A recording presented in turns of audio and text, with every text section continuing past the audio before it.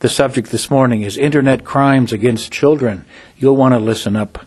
And this is Minnesota This Week, a public affairs program from Radio City Network News and this station. I'm Curtis Beckmann. Our guest this morning is Senior Special Agent Jan May with the Minnesota Bureau of Criminal Apprehension. Good morning to you, Agent May. Good morning. We are troubled in this society. We have predators all about us who are predators on children, and we can't see them. And maybe we have them around in our own neighborhoods. Maybe we don't. We don't even know that. But you deal with this every day. What is the department that you deal with at the BCA? What do you do there? I work for the Minnesota Internet Crimes Against Children Task Force, Curtis. Every state within the United States has an Internet Crimes Against Children Task Force. We are a federally funded unit. Okay. And so you have officers then who are, being proactive and looking for predators, or you're handling cases that come to your attention from other sources? We're trying to be proactive. Unfortunately, we do not have enough people to be proactive on a regular basis. We are inundated with cases, reactive cases currently. Yeah. And they come from where? We're basically an arm of the National Center for Missing and Exploited Children, so we receive many, many cases through the National Center for Missing and Exploited Children. We also receive cases from other departments around the state of Minnesota that might not be well equipped to handle the case on their own. We might receive cases from other states. We might receive phone calls from parents, or we might receive some cases from federal agencies that they think might be better handled at the state level. Yeah. And so in every case then, someone has reached out to identify or to let the authorities know that that my child has been preoccupied lately and I don't like the images I've seen on the screen, things like that. That's one type of case. That's correct. Yeah. And so somebody has reached out, and that's the message here this morning also. If you, a listener, if you are a child, if you are a parent, if you are a grandparent, if you need to tell somebody something about what's happening to you or your children or grandchildren, the message is call the police. That's correct. They should call their local agency. If they do not want to call their local agency, they can go to our internet site, which is bca.dps.mn.gov, and go to the cyber tip page. They can hit on that, and they can make a report through the cyber tip page, and that in turn will go to the National Center for Missing and Exploited Children. And then probably come back to you as a case. Right. They'll see if it matches up with something already underway in Washington, right? That's correct. If the victim or the suspect lives in the state of Minnesota, we will get a copy of that report. Okay. And so somebody has reached out, and so there had been a problem. Somebody got wise to something and reported it to the police somehow. And that's the proper thing to do. What's the range of cases that you see as they impact on children? What's the simplest that you get notice of, or the most difficult? Well, when it comes to child pornography cases, they are not simple cases. The images that we're seeing are horrific images. So this is a very difficult unit to work in. We handle possession of child pornography cases. Some people might call it kiddie porn, which really upsets me because it's not kiddie porn.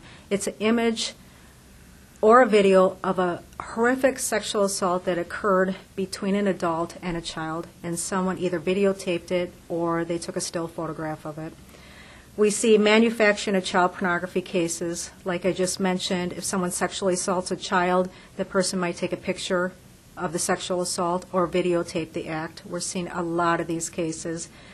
We're currently seeing a number of cases where, for some reason, a child will take a picture of themselves, and they'll take it usually with their cell phone or with their web camera, and they'll put it out on their myyearbook.com page, or they'll put it out on YouTube, and it will either be of the child unclothed, partially unclothed, or performing a sex act. And the child does not realize once that picture or video is out there, they can't get it back. These children, Ever. Yeah. It's always out there. The child might think that they're talking to someone that is of their age bracket, and in turn they might be talking to an adult male that's much older, but the child is under the assumption that he is talking to a young girl, and the young girl wants to see something in particular. And we also work distribution of child pornography cases. Unfortunately, predators, they want to keep their collections of child pornography images and videos. So they will get their own stash of videos and pictures, and then they will also distribute them to other people.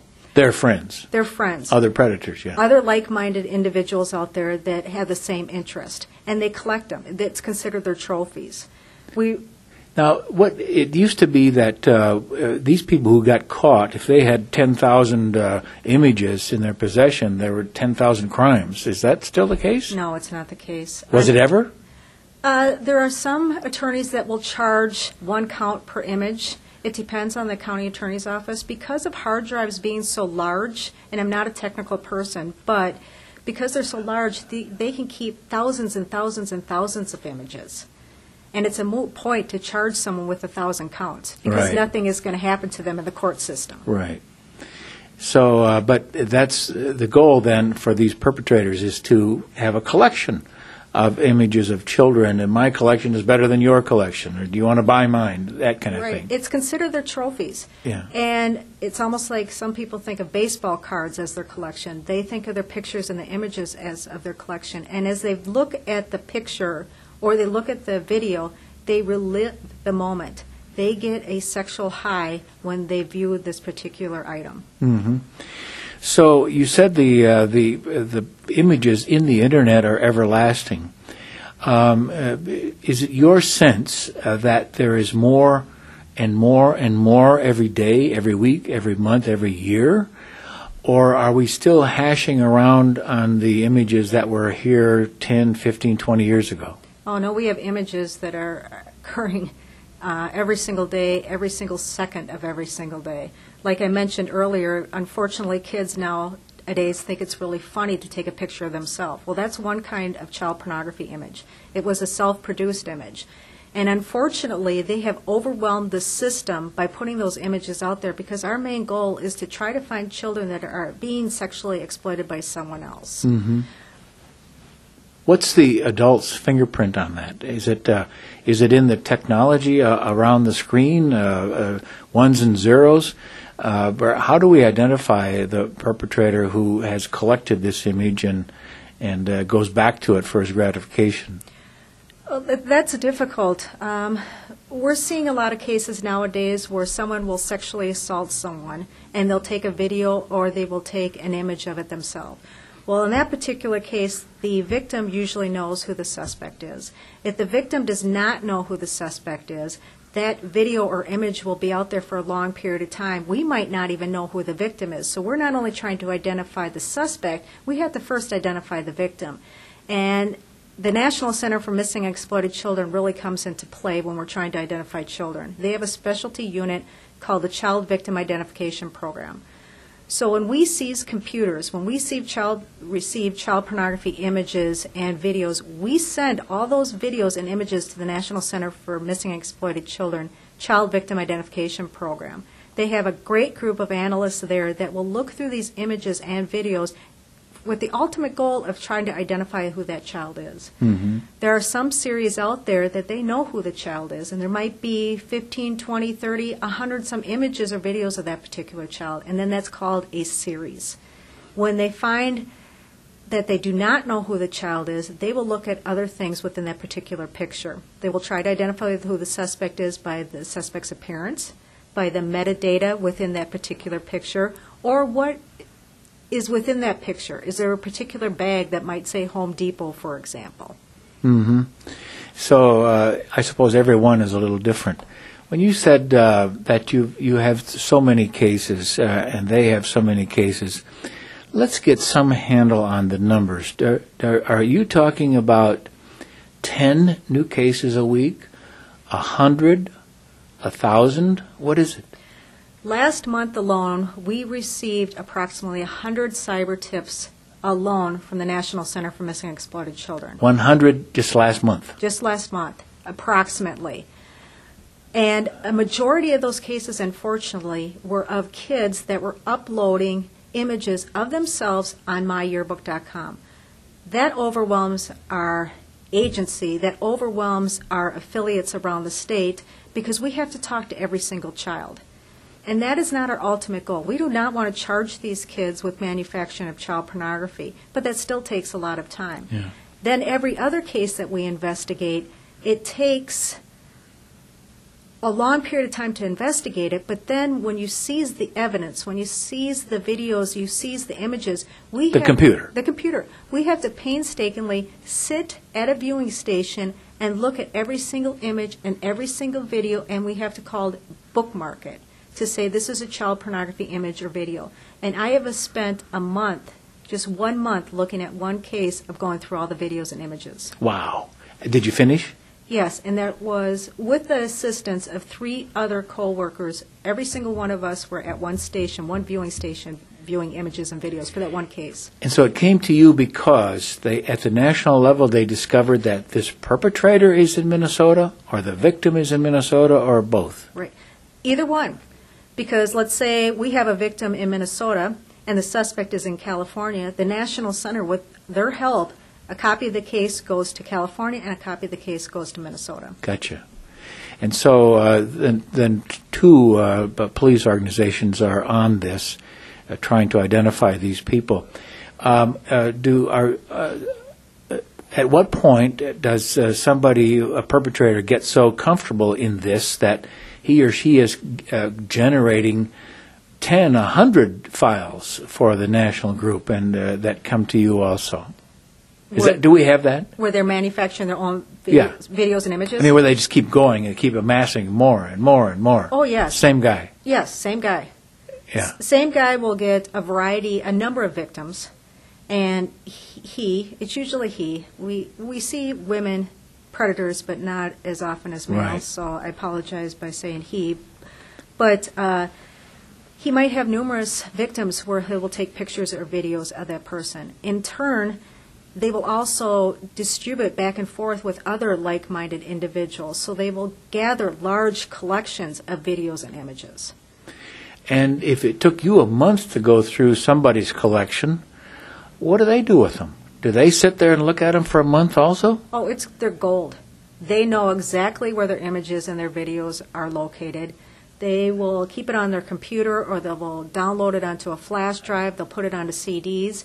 And we have seen through time that if a person, for example, started their collection when floppy disks were around, and that was the big thing, they will put it all on floppy disks. And then as time went by, then they will start downloading it onto CDs or DVDs. And then later on, they will start downloading it onto a flash drive, and then an external hard drive. And they will keep these collections all the way back to when they had it on floppy disks. Mm-hmm. And so they're real serious collectors, in other words. That's true. And so when this happens now, when these people are finally identified, what do the police have to do? Do you have to have one of these victims in tow? Do you have to have a young boy, a young girl say, yes, that's the guy? Do you have to have that in order to have a prosecution? No. And it depends on the type of case. Let's say it's a possession of child pornography. We go through all the images, and what we will do is once we look at all the images, we will bookmark or flag the suspected child pornography videos and images. We will then send it to the National Center for Missing and Exploited Children Child Victim Identification Program. They in turn compare that to their database of known victims. They will then send us a report. And sometimes this takes months before we get a report from the National Center because they're backlogged. Mm-hmm. Once we get the report, we can go to a particular image. Let's say it's JPEG 456. They will tell us that that particular image belongs to a series called Vicky, for example. We will then know through the report that that particular case was investigated in the state of Washington. This is the investigator that investigated that case, and if we need him for court or her for court, that is their contact person. Okay. So when you go to court and the defense attorney says, that's a morph picture, that's not a true victim, we in turn can say, no, that is a true victim, and if you want the investigator to come in to prove to you that's a true case, we can do that. Yeah. So, how does it go in the courts now? Are you making some progress? Are you combing through these perpetrators and sending some of them to prison? Yes, we are getting some excellent sentences through the federal court system.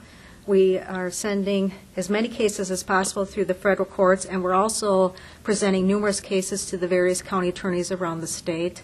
I think we're doing the best job as possible by trying to save victims, because when you put one person away or get that person charged with a sex offense, they might receive jail time, and or they will be a registered sex offender for the state of Minnesota, and registration is for 10 years. Mm-hmm. And so there is some progress. People are being put away for these crimes. And I suppose the children grow up and become adults finally. And so I suppose, though, that I think that is it true to say that we have fewer children today than we did, say, 10 years ago, because our population is at least steady, if not declining some? I do not know. Okay. But the cases that you deal with are just as many or more today than they were several years back. Right, and technology has changed where years back, in 2000, for example, I didn't even know how to email. I know that might sound stupid, right. But I did not even know how to email, where nowadays kids grow up on the computer. Right. Our guest this morning is Senior Special Agent Jan May of the Minnesota Bureau of Criminal Apprehension, and this is Minnesota This Week, a public affairs program from Radio City Network News and this station. I'm Curtis Beckmann. Agent May, what is the law? What laws are being broken here? You mentioned before that you hope they can go to the federal through federal courts. Why? Because they're tougher? They're tougher. They have longer sentences through the federal court system. Okay, but then what are the laws? What laws are being broken here by these perpetrators? It can be possession. It could be possession of child pornography. That's a law in itself. Right. It could be manufacturing of child pornography.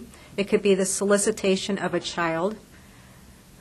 There are some juvenile child prostitution offenses that we can also charge them with. And so these charges then, or these laws, do they all call for the same kind of penalty, or are some more serious? Are there some aggravating circumstances that make the penalties greater? There's some aggravating circumstances. Many times it depends on if the person has already been through the system before, if they have some criminal points on their criminal history. A lot of times what we have found, Curtis, is that this life, a predator's life, he wants to keep it quiet. He does not want anyone to know what he's doing. So when we come into this person's life and we investigate a case, we execute a search warrant, all of a sudden we have opened up that shade. They have now been revealed. I've worked cases involving investigators from other police agencies.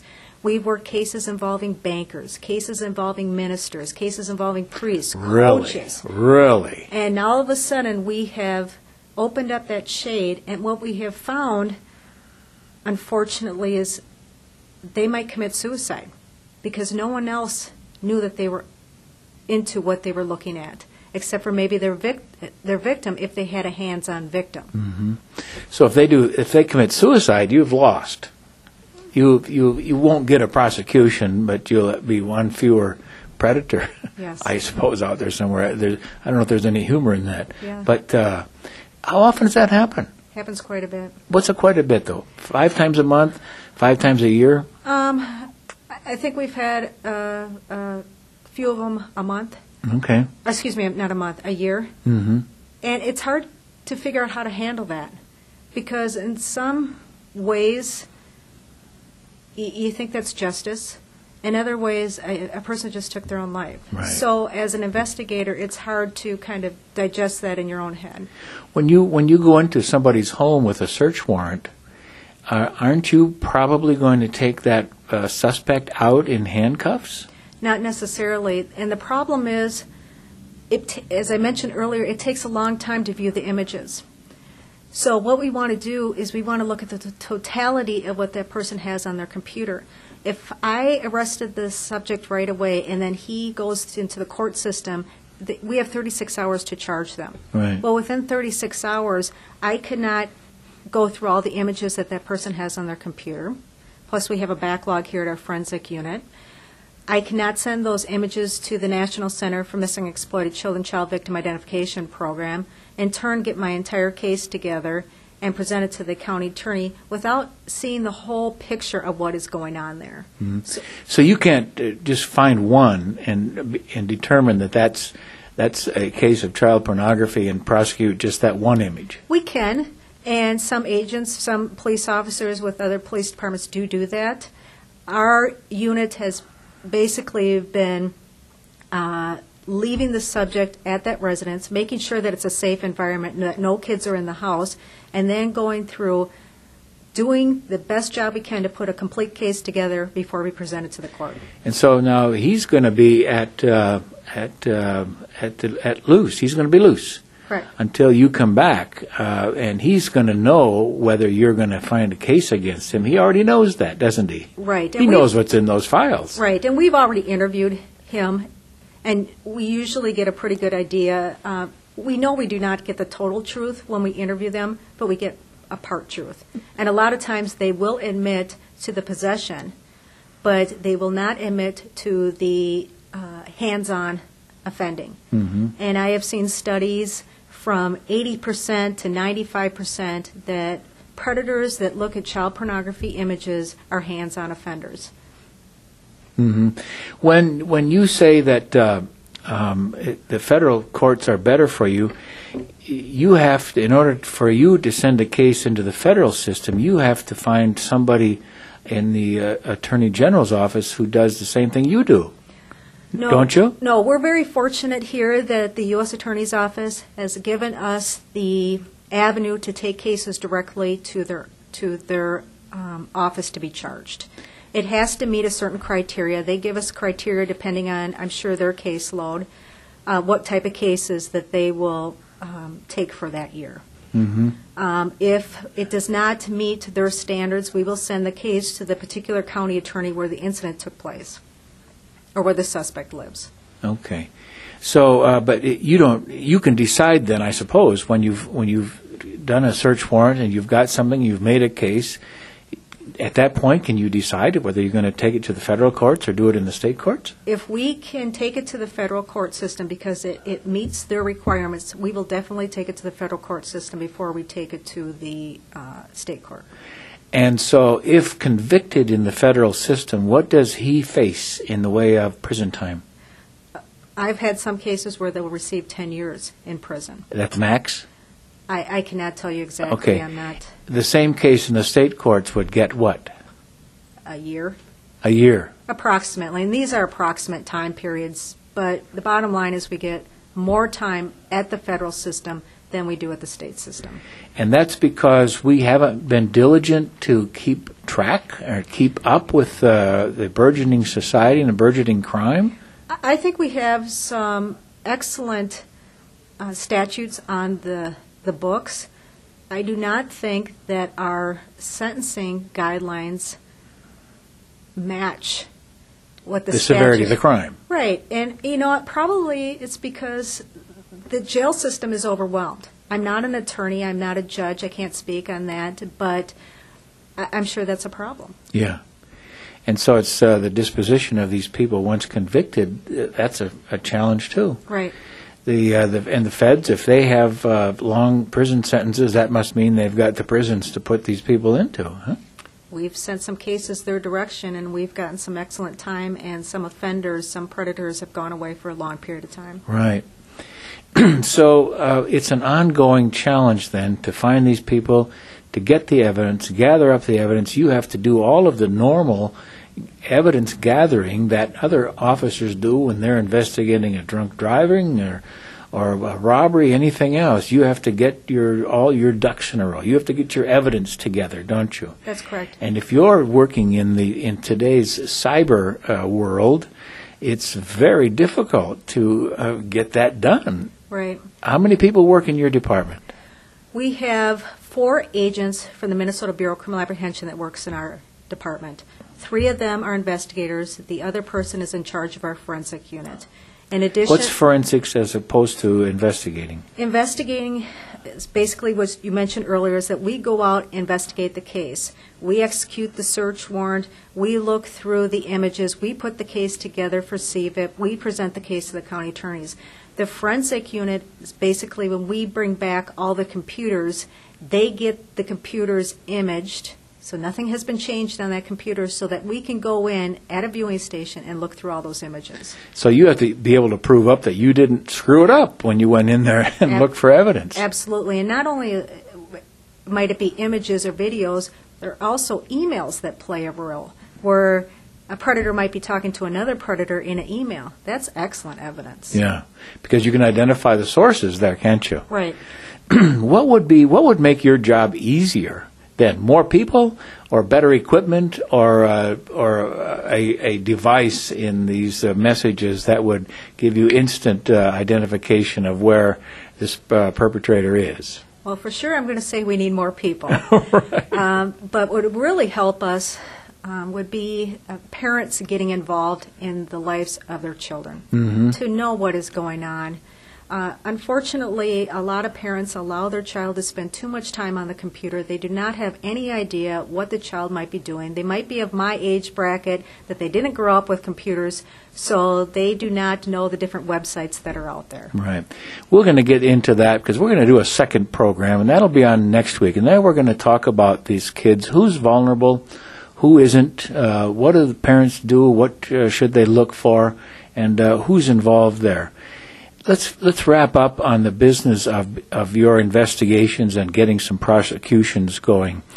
If I notice a challenge to a child, as maybe in my family or somebody else's family, what do I look for? What do I look for to be able to call you and alert you to something? If a child you believe might be victimized? Yeah. If you believe a child might be being victimized, the first thing I would do is call that local police department. Mm-hmm. They can immediately go out to the scene. They might already know the players within that household. I think that's your first step. Yeah. Do I have to wait then? Do most of these police departments deal with the emergency nature of it Yes. properly, do you think? Yes. And some of them, depending on their training, are better than others. But if they have not received training, they're more than welcome to call their county, or they're more than welcome to call us here at the state. Okay. And so there's that much anyway. So as we button up this section of this discussion, we know this, that we know that the numbers of perpetrators and the numbers of illegal images are growing. We also recognize that, talking from Special Agent Jan May, that given our druthers, we would probably like to double your group of 4 investigators and make it 8, wouldn't we? Or something like that, because this is intense and it's a genuine problem, and it's wearing on you, and so it has to be a constant source of staffing because the turnover is good. The turnover is what? 3 years. 3 years. Average burnout rate is 3 years. And so in that length of time, you just can't take it anymore. You got to get out of there. For some people. Yeah. And there's nothing wrong with that. Right, right. Well, this has been an eye-opener, and we want to thank Senior Special Agent Jan May for taking the time to do this.